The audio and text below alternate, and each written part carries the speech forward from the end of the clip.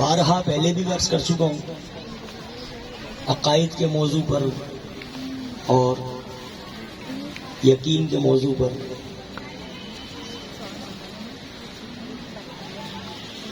لیکن جب ایک آدمی کافر ہوتا ہے تو وہ اپنے جی سے چلتا ہے. یہ تو آپ کو اچھی طرح کامن سینس کی بات ہے. اس کے لیے شراب بھی کوئی معنی نہیں رکھتی، اس کے لیے چوری بھی کوئی معنی نہیں رکھتی، اس کے لیے زنا بھی کوئی معنی نہیں رکھتا، کیونکہ اس نے حرام اور حلال کو دیکھا ہی نہیں، سمجھا ہی نہیں. لیکن جس پر دین اسلام آ گیا اور وہ مسلمان ہو گیا، اب آپ کو معلوم ہے کہ وہ شخص جو مسلمان ہو گیا ہے وہ پابند ہے حرام و حلال کا. تو معلوم ہوا کہ دین اسلام نے آ کر آپ کو پابند کر دیا صحیح اور غلط کے لیے. یہی اس کی حقیقت ہے. تو اسی طریقے سے اب دوسرے معنوں میں تصوف کو آپ سمجھیے. ہم میں سے اس فرض کیجئے کہ یہ اس کراچی میں اگر 4 کروڑ کی آبادی ہو تو اس میں سے 3 کروڑ لوگ ایسے ہوں گے جو کہیں نہ کہیں کسی نہ کسی کے ہاتھ پر بیت ہوں گے لازماً. اگر اہل بیتوں کی مردم شماری کی جائے تو 1/3 جو ہے وہ کہیں نہ کہیں کوئی بیت ملیں گے. لیکن عقیدے کا موضوع ایک اتنا خاص موضوع ہے کہ میں سمجھتا ہوں ہم اس کی الف اور بے بھی نہیں جانتے. دیکھیے ذہن میں رکھ لیجئے وسوسہ شیطانی کس کو کہتے ہیں. جیسے بھی میں نے دعا میں کہا نا ہم کو وسوسہ شیطانی سے بچا. وسوسہ شیطانی کیا ہے؟ ویسے ایک شاعر نے کہا ہے زندگی اپنی جب اس شکل سے گزری غالب ہم بھی کیا یاد کریں گے کہ خدا رکھتے تھے. اس کا مطلب کیا ہوا؟ یہ گویا کہ اللہ سے شکوہ کر رہا ہے وہ. یہ وسوسہ شیطانی ہے کہ یار میں تو نماز بھی پڑھتا ہوں، میں تسبیحات بھی پڑھتا ہوں، میں درود بھی پڑھتا ہوں، اور میں نے سنت رسول بھی رکھی ہوئی ہے، اور پھر کوئی میرے پیر صاحب بھی ہیں، اس کے باوجود میں اتنی پریشانی میں ہوں. یہ ہے وسوسہ شیطانی. جیسے قرآن کہتا ہے نا وَلَنَبْلُغَنَّكُمْ بِشَيْءٍ مِّنَ الْخَوْفِ وَالْجُوعِ، ہم لازماً آزمائیں گے تمہیں خوف سے، خوف دلا کر، ڈرا کر. بھوک سے آزمائیں گے آپ کو، تنگ دستی دیں گے، بھوکا رکھیں گے، کھانے کو نہیں، اس سے بھی آزمائیں گے آپ کو. پھر آپ کی اپنی جان سے بھی آزمائیں گے، بیمار کر کے آزما لیں گے. اور نقص من الاموال، مال کے نقصان سے آزمائیں گے آپ کو. من الثمرات، نیک محنتوں کے ضائع ہو جانے کے، محنتوں کے پھل کے ضائع ہو جانے سے بھی آزمائیں گے. ہر حوالے سے آزمایا جائے گا. تو ہم جب بیعت کر لیتے ہیں کہیں بیعت، اس بیعت کو کرتے ہوئے تو اللہ توفیق دیتا ہے ہمیں. بڑا ایک لاجیکل نقطہ ہے. اب لازمی بات ہے کتنے الحمدللہ 1000 سے زیادہ بیعت کر چکا ہوں میں. تو بیعت کو کرتے ہوئے تو اللہ ہمیں توفیق دیتا ہے، نیکی کی توفیق اور گناہ سے بچنے کی قوت اللہ کی طرف سے وہ توفیق مل گئی. لیکن اس توفیق کو پھر میں سنبھال نہیں سکا. اس کے بعد پھر وسوسہ شیطانی نے مجھے ڈبو لیا. نہ ہوتا میں تو کیا ہوتا، تو وسوسہ شیطانی نے بعد میں مجھے ڈبو دیا. دیکھیے اللہ یا اس کے رسول یا دین اسلام یا اولیاء کرام، ایک بات تو اپنے دماغ سے بالکل صاف کر لیجیے آپ کہ ان تمام کا آپ سے تعلق آخرت کے لیے ہے، دنیا کے لیے نہیں ہے. یہ تو اپنے دماغ سے صاف کر لیں بالکل. ہاں یہ البتہ دوسری بات ہے کہ جس کو اللہ کی رضا مل جائے، رسول کی رضا مل جائے، بزرگان کی رضا مل جائے، اس کی برکت سے کچھ مصائب و علم اس کے دور ہو جاتے ہیں، وہ ایک الگ بات ہے. لیکن وہ اسی کام کے لیے آپ کے ساتھ ہے، یہ غلط بات ہے. سمجھ رہے بات؟ لاجک سمجھ رہے آپ؟ لاجک میں اگر نماز پڑھ رہا ہوں تو اس کا مطلب یہ نہیں، اس بات کی ضمانت نہیں کہ اب میں مالدار ہو جاؤں گا. اگر میں نماز پڑھ رہا ہوں تو یہ اس بات کی ضمانت نہیں کہ میں بیمار نہیں پڑوں گا. ایک 5 وقت کا نمازی آدمی بیمار ہے، ایک تہجد گزار ہے تنگ دست ہوا ہوا. سمجھ رہے بات کو آپ؟ تو یہ اللہ، اس کے رسول اور اولیاء کرام اور شریعت و طریقت و تصوف، کچھ بھی، یہ سب کے سب ہمارے اخروی رشتے ہیں، آخرت کے رشتے ہیں. ان کا تعلق ہماری آخرت سے، ہمارے باطن سے. ہاں ان کی رضامندی اور خوشنودی کے ساتھ، جیسے کہتے ہیں نا تیری ایک نگاہ کی بات ہے میری زندگی کا سوال ہے، وہ ان کی رضامندی کی بات ہے کہ بزرگوں کی نگاہ کرم اٹھ جائے، رسول علیہ السلام کی نگاہ کرم اٹھ جائے، اللہ کی نظر عنایت ہو تو بلائیاں دور ہو جائیں، مصیبتیں دور ہو جائیں، امراض دور ہو جائیں، وہ الگ بات ہے. لیکن یہ مت سمجھا جائے کہ گویا وہ اسی کام کے لیے ہیں. مجھے رسول سے محبت ہے تو الگ بات ہے، محبت ہے. لیکن ہم اپنے والد سے محبت کیوں کرتے ہیں؟ کیونکہ وہ پیسے دیتے ہیں یا وہ روٹی کھلاتے ہیں اس لیے؟ نہیں، نسبی باپ ہے میرا. آپ چاہیں نہ چاہیں آپ کو محبت ہے والد سے. وہ چاہے آپ کو بھوکا رکھے، چاہے آپ کو روٹی دے نہ دے، چٹنی کھلائے یا قورمہ کھلائے، آپ کو اپنے والد سے محبت ہے. یہ محبت رسول سے چاہیے کہ وہ اللہ کے رسول ہیں. وہاں سے کوئی بھیک ملتی ہے یا نہیں وہ ایک دیگر بات ہے، وہ چیزیں دیگر وہ ایک الگ بات ہے. محبت رسول قلب میں چاہیے مومن ہونے کے لیے، وہ ایک آخرت کا مسئلہ ہے. تو ہم جب بھی کبھی کہیں بیعت ہوتے ہیں، ہمیں چاہیے کہ ہم تربیت شیخ پر توجہ دیں اور اس تربیت کے ذریعے اللہ اور اس کے رسول کے نزدیک ہونے کی کوشش کریں، ان سے قرب حاصل کرنے کی کوشش کریں. یہ دراصل کام ہے. جیسے قرآن کہتا ہے نا وَمَا خَلَقْتَ الْجِنَّ وَالْإِنسَ إِلَّا لِيَعْبُدُونِ، بندگی کے لیے پیدا کیا انسانوں کو اور جنوں کو، عبادت کے لیے نہیں پیدا کیا ہم نے جنوں اور انس کو بغیر یہ کہ عبادت کے لیے. تو یہ کہ دین اسلام میں داخل ہونا اور پھر مسلمان ہو جانا اور پھر نمازوں کا پڑھنا اور پرہیزگار بننا، زاہد و عابد ہو جانا، میرے مال کی ضمانت نہیں ہے، میری صحت کی ضمانت نہیں ہے، میری خوشحالی کی ضمانت نہیں ہے، میری اولاد کثیر کی ضمانت نہیں ہے، میری خوبصورت بیوی کی ضمانت نہیں ہے، میری لمبی عمر کی ضمانت نہیں ہے، مجھے حادثات سے بچانے کی ضمانت نہیں ہے. وہ تعلق میرا آخرت سے. ہم نے ایسے آپ نے تاریخ پڑھی نہیں میرے خیال میں، لیکن یہ ہماری لا علمی ہے. انبیاء اور اولیاء کی تاریخ آپ نے ابھی پڑھی نہیں ہے. حضرت امام احمد بن حنبل کے بارے میں لکھا ہوا ہے اتنی مار ماری گئی ہے ان کو کہ اگر ہاتھی کو مارتے تو مر جاتے. کتاب میں لکھا ہوا. حضرت امام ابو حنیفہ اتنے بڑے اکابروں میں سے اور امام فقہ کے امام، وصال کے وقت قید خانے میں تھے. امام مالک دونوں ہاتھوں کو کھینچ لیا گیا، جسم سے نکال دیا باہر. بتائیے، زاہد و عابد بھی ہیں، درویش، انبیاء، زمین پر بادہ خار گھومے، پریشان گھومے. ابراہیم علیہ السلام خلیل اللہ 100 سال کی عمر میں بیٹا ہوا،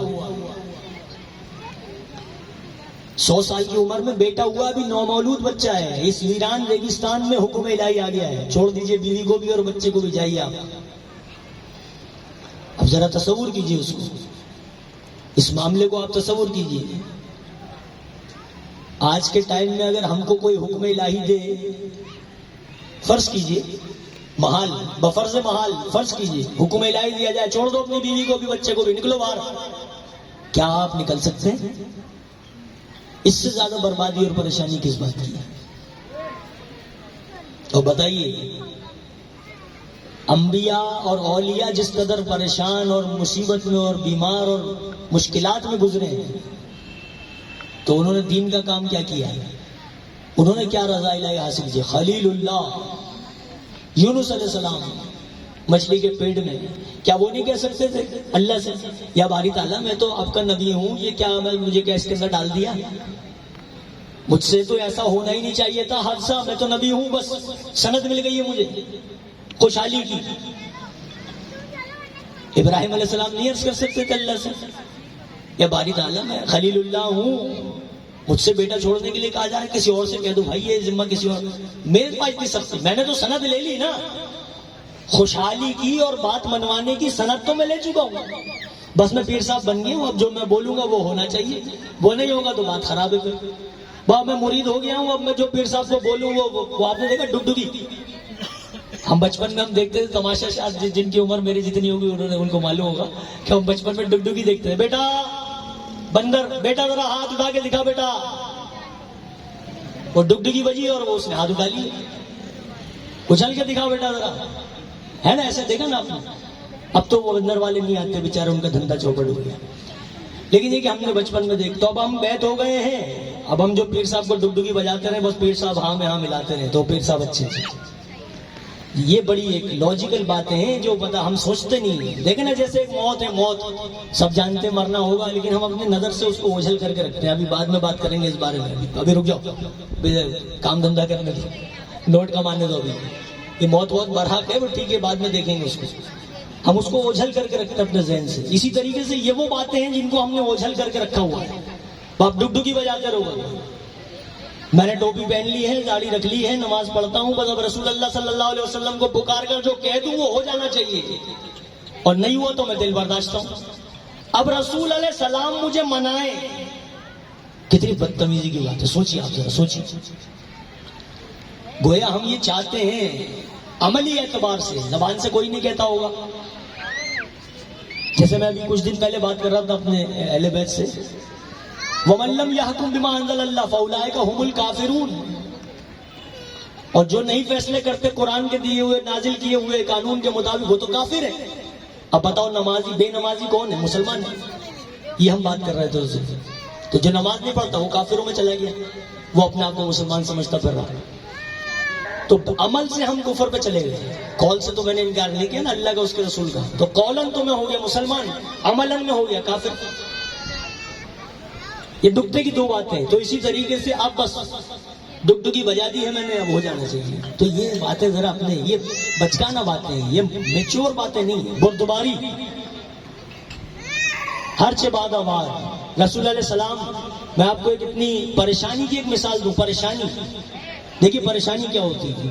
حضرت سعد بن ابی وقاص رضی اللہ عنہ صحابی رسول ہیں، بڑے جید صحابی ہیں، حضرت سعد بن ابی وقاص، والد کا انتقال ہو گیا تھا، یتیم تھے بچپنے سے، تو والدہ نے پالا تھا بڑے ناز و نام سے، والدہ نے پال کے بڑا کیا، بڑے ناز نام سے پالا، بڑے دھیان سے، بہت خیال کیا، بڑی محبت کی۔ اب سوچیے اکلوتے بیٹے وہ اور ان کی والدہ، تو ان سے کتنی آپس میں محبت ہوگی۔ حضرت سعد بن ابی وقاص جو وہ ایمان لیا ہے نبی علیہ السلام پر، والدہ ناراض ہو گئی، والدہ ناراض ہو گئی، اور والدہ نے قسم کھا لی کہ جب تک کہ سعد اپنے آبا کے دین پر واپس نہیں آئے گا میں نہ کھاؤں گی نہ پیوں گی۔ اب سعد بن ابی وقاص سوچی، ایک طرف نبی علیہ السلام اور ان کے اوپر لایا ہوا ایمان، ایک طرف والدہ کھڑی ہوئی، یہ کنڈیشن کبھی آپ پر آئی ہے؟ آج کے دور میں تو یہ حال ہے نا ہمارا، آج کے دور کا منبع جو اس کا جو المیہ ہے وہ کچھ اور ہے، وہ کچھ اور کیا ہے؟ ایک والد کے دو بیٹے ہیں، ایک شرابی کبابی ہے، ایک نمازی ہے۔ شرابی کبابی جو ہے وہ ابا کو دیتا رہتا ہے بہت زیادہ، نمازی بیچارہ ذرا مسکین ہے تو وہ ذرا تھوڑا سا کم، وہ دیتا لیتا زیادہ نہیں، تو وہ جو دیتا لیتا ہے وہ بہت نیک اور اچھا بیٹا ہے۔ آج کی سوچ یہ ہے، جو نمازی کبابی ہوا ہے وہ کیا چکر میں نہ ماں کی فکر نہ باپ کی فکر، سالے نماز میں پڑے رہتے ہیں، ایسی کیسے نمازیں قبول ہوں گی تمہاری؟ تو یہ باتیں جب ہم سے بڑے کرتے ہیں تو اب سوچیے، حضرت سعد بن ابی وقاص، والدہ ناراض ہے، قسم کھا کے بیٹھ گئی نہ کھاؤں گی نہ پیوں گی میں جب تک کہ وہ نبی کو چھوڑ کر آبا و اجداد کے دین پر نہ آ جائے۔ سوچیے کس کرب میں مبتلا ہے سعد، اکلوتی ایک ماں جس نے پال کے بڑا کیا، والد تھا نہیں، بچپن سے تو اس قدر محبت بھی پھر اب اماں کھا نہیں رہی اور ادھر رسول کو بھی نہیں چھوڑ سکتے. کیا کشمکش ہے یہ, کیا مصیبت. سوچیے یہ ہے پریشانی. دراصل ایمان کا تقاضا کیا ہے. حضرت ابوبکر صدیق رضی اللہ عنہ ایمان لیا نبی علیہ السلام پر. ان کے والد جو تھے وہ کفر پر تھے. ہجرت کا وقت آ گیا, والد بوڑھے تھے, نظر بھی نہیں آتا تھا آنکھوں سے. ان کو چھوڑ کر نبی کے ساتھ ہجرت پر نکلے مدینے. کئی سال کے بعد جب واپس مکے آئے ہیں تو ابوبکر صدیق سیدھے اپنے گھر گئے, اپنے گھر سے والد کا ہاتھ پکڑ کے لائے, کہنے لگے یا رسول اللہ یہ میرے والد ہیں, آپ کے ساتھ میں نکلا تھا, انہیں چھوڑ گیا تھا اکیلا. یہ ایمان کا تقاضا ہے. تو ہمارے دین میں کس بے وقوف آدمی نے یہ کہہ دیا ہے کسی کو کہ دل کو خوش کرنے کے لیے کوئی بات رکھی گئی ہے دین کے اندر. دل کو تو ناخوش کیا گیا. وَنَهَى النَّفْسَ عَنِ الْهَوَىٰ فَإِنَّ الْجَنَّةَ هِيَ الْمَأْوَىٰ. جس نے اپنے نفس کو ہوا بھرنے سے روک لیا اس کا ٹھکانہ جنت الماوا ہے. تو کس بے وقوف آدمی نے کہہ دیا کہ دل کو خوش کرنے کی کوئی بات بھی دین میں ہے. بھائی میرا شراب کا دل ہے, دین نے منع کر دیا. مجھے مختلف عورتیں پسند ہیں, دین نے منع کر دیا. مجھے کثیر مال پسند ہے, الہاکم التکاثر, مال کی کثرت مجھے پسند ہے, دین نے منع کر دیا. مجھے مالداری پسند ہے, ٹھاٹ باٹ پسند ہے, عیاشی و عیش و عشرت پسند ہے, نبی نے فقر اختیار کر لیا. اب میں سنت پہ چلوں تو فقیر بن جاؤں. تو بتائیے دین میں کون سا ایسا پہلو ہے جو کہ ہمارے دل کو خوش کرنے کے لیے؟ کوئی نہیں. وَنَهَى النَّفْسَ عَنِ الْهَوَىٰ, قرآن کہتا ہے جس نے نفس کو روک لیا ہوا بھرنے سے اس کا ٹھکانہ جنت الماوا ہے. تو بہرحال آپ کا خدا, آپ کا دین, آپ کے رسول علیہ السلام, آپ کے مرشد اولیاء کرام سب کے سب نفس کی نفی میں اور قرب الہی کے لیے کوشاں ہیں. قرب الہی کے لیے اہدنا الصراط المستقیم, صراط مستقیم کی طرف جانا ہے. صراط الذین انعمت علیہم, جن پر انعام ہوا ان کے راستے پر. تو بہرحال یہ تھوڑے سے کانسیپٹ کو صحیح کریں. جب ہم بیعت ہو جاتے ہیں تو ہمارا مقصد ہے اپنے مرشد کی رضامندی اور خوشنودی حاصل کرنا اور رسول علیہ السلام کی خوشنودی اور رضامندی حاصل کرنا. تو جس کو رسول کی خوشی حاصل ہو گئی, ان کی رضا حاصل ہو گئی, اس کو تو اللہ کی رضا حاصل ہو گئی. جیسے ابھی مولانا روم کا کلام پڑھ رہے تھے نا, اس میں آتا بشکل شیخ دیدم مصطفیٰ ندیدم مصطفیٰ بل خدا را. جس نے مرشد کو پا لیا اس نے رسول کو پا لیا, جس نے رسول کو پا لیا اس نے خدا کو پا لیا. تو تھوڑے سے کانسیپٹ کو صحیح کر کے عمل کی طرف آ جائیں. عمل, ہاں یہ میں پہلے بہت اس بارے میں بات کر چکا ہوں. آج سے 10 سال پہلے, شاید 8 سال پہلے. شاہ صاحب کو یاد ہوگا, میرا شاہ صاحب اسلم صاحب کو بھی یاد ہوگا. یہ ہمارا ہاتھوں کو ایسے جوڑ کر آسمان کی طرف منہ اٹھا کر اور رسول علیہ السلام کو پکار کر کرم کی بھیک مانگنا ادباً تو جائز ہے, حقیقتاً صحیح نہیں ہے. ادباً تو سر تسلیم خم ہے, ادباً تو یہ بات ہے, ادب ہے. ادب تو ہے کہ سر تسلیم خم ہے, آنکھ اٹھا کے دیکھ ہی نہیں سکتے. لیکن حقیقتاً یہ بات کرنا جائز نہیں. کیوں؟ آپ مستحق ہی نہیں ہے بھائی. کرم کے آپ مستحق ہی نہیں ہیں. قرآن فرماتا ہے ہم کسی جان پر ظلم نہیں کرتے مگر یہ کہ لوگ اپنی جانوں پر ظلم کر رہے ہیں. تو میں ایسا عمل کروں کہ مجھ پہ نگاہ کرم ہو جائے. میرا حق بنتا ہے کہ میری باپ کی جائیداد میں سے مجھے حصہ دیا جائے, حق بنتا ہے. تو حق بنتا ہے کہ اللہ مجھ پہ توجہ فرمائے, رسول علیہ السلام نگاہ کرم فرمائے, عمل ایسا ہو. حضرت مولانا جامی کا ایک واقعہ مجھے یاد آ گیا. حضرت مولانا جامی رحمۃ اللہ علیہ مدینے کی طرف تشریف لے گئے عمرے کے لیے یا حج کے لیے, بہرحال.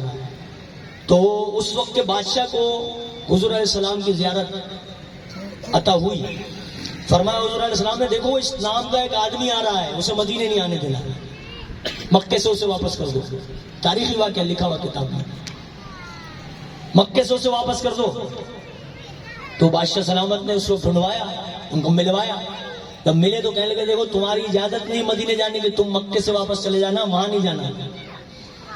انہوں نے سن لیا، پھر وہ اپنے مکے سے فارغ ہو کر پھر مدینے کی طرف تشریف لے چلے. پھر حضور علیہ السلام کی زیارت عطا ہوئی اس کو، بادشاہ کو. پھر فرمایا دیکھو وہ آ رہا ہے.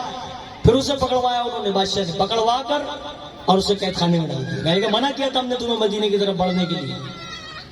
پھر تیسری مرتبہ زیارت عطا ہوئی. فرمایا حضور علیہ السلام نے، میں نے اسے آنے سے روکنے کو کہا تھا، قید خانے میں ڈالنے کو نہیں کہا. عرض کیا کیوں یا رسول اللہ؟ فرمایا وہ اس قدر بلند مرتبہ ہے کہ اگر وہ سلام کرے گا تو مجھے جواب دینا پڑے گا. سبحان اللہ. سوچیے، سمجھیے. اب میری اوقات کچھ نہیں، میں شرابی، کبابی، ذلیل ترین، خبیث ترین انسان ہوں. قرآن کہتا ہے اللہ کی شان کے مطابق نہیں کہ وہ کوئی انسان اس سے کلام کرے، اوقات نہیں تمہاری. تو رسول کی شان کے خلاف ہے کہ مجھ جیسے انسان پر وہ نگاہ کرو. اعلیٰ حضرت فرماتے ہیں، اعلیٰ حضرت دیکھیے، سوچیے، مجدد اتنے بلند مرتبہ. وہ آپ نے شعر سنا ہوگا، نعتیں تو سبھی سنتے ہیں، وہ دھن پہ ناچتے رہتے ہیں، الفاظوں کو سمجھتے نہیں ہیں. اف اف بے حیائیاں کہ یہ منہ اور تیرے حضور. کبھی سنا ہوگا آپ نے، یہ سمجھا کبھی نہیں ہوگا اس شعر کو. وہ کہتے ہیں نا، اف کیا قیامت ہے، کیا بدتمیزی بغیرتی ہے. وہ فرماتے ہیں اف بے حیائیاں کہ یہ منہ اور تیرے حضور. میں اپنا کالا منہ لے کر اور ساری حرکتیں کر کر اور سیاہ کاریاں کر کر پھر آ گیا ہوں آپ کی بارگاہ میں. بڑی بے شرمی کر کے آیا ہوں میں، یہ میری بے شرمی ہے کہ میں آپ کے پاس آ گیا ہوں. پھر فرماتے ہیں ہاں تو کریم ہے، تیری خو درگزر کی ہے، اس لیے آ گیا ہوں کہ آپ درگزر کرنے والے ہیں، کریم ہیں، شفیق ہیں، شاید مجھ پر کرم کریں. تو ہمیں یہ چاہیے کہ ہم اپنے عمل کو اس قدر بہتر کریں، اس قدر بہتر کریں کہ ہم پر کرم ہو جائے، خود ہو جائے. یخرج من الظلمات الی النور. فرماتا اللہ ولی الذین آمنوا، اللہ جن لوگوں کا دوست بن جاتا ہے. یخرج من الظلمات الی النور، اندھیرے سے روشنی میں خود لے جاتا ہے اسے جانے کی ضرورت نہیں ہے. میں جا رہا تھا اندھیرے میں، مجھے نظر نہیں آیا، ٹھوکر لگنے والی تھی، کسی نے بچا لیا مجھے. تو وہ یخرج من الظلمات الی النور، روشنی کی طرف لے جاتا ہے پکڑ کر. چاہے تم آنکھ بند کر کے چلو، چاہے آنکھ کھول کے چلو. تو بہرحال عمل کو بہتر کریں، اللہ اس کے رسول کی اور اپنے مرشد کی رضامندی اور خوشنودی پر نظر رکھیں. نماز کی پابندی کریں، احکامات کی پابندی کریں، منہیات سے رک جائیں. پھر دیکھیں آپ کون سی دعا قبول نہیں ہوتی اور کون سی برائی آپ پر پڑتی ہے. مولا تمام اہل بیتوں کو بلند مرتبہ اور پاکیزگی قلب عطا فرمائے، اور ہم تمام پر سے مصائب و علم کو دور کر دے. وسواس شیطانی سے ہم کو مولا محفوظ فرمائے. حضرت یوسف علیہ السلام نے دعا کی تھی، یا باری تعالیٰ. زلیخا نے کہا یوسف یہ تمہارے گال بہت خوبصورت ہیں. یوسف علیہ السلام نے فرمایا قبر میں یہ گل جائیں گے، ختم ہو جائیں گے. پھر کہنے لگے یوسف تمہاری آنکھیں. یوسف علیہ السلام نے کہا سب سے پہلے آنکھیں ہی گلیں گی. پھر کہنے لگے یوسف تمہارے بال. جب یوسف علیہ السلام نے محسوس کیا کہ اب یہ کچھ بات زیادہ ہو رہی ہے، اب یہ اوور ہو رہی ہے بات، تو یوسف علیہ السلام نے عرض کیا باری تعالیٰ اگر تو نے مجھے اس خطرے سے نہیں بچایا تو میں بھٹکنے والے میں ہو جاؤں گا. تو بہرحال مولا ہمیں بچائے وسوسے شیطانی سے، ورنہ ہماری سکت و طاقت نہیں. کتنے اس کا شکار ہو گئے، نگل گیا ہے شیطان. اہل بیتوں کو بھی اور مومنین کو بھی اور مسلمین کو بھی مولا بچانے والا ہے. مولا حفاظت فرمائے، آمین.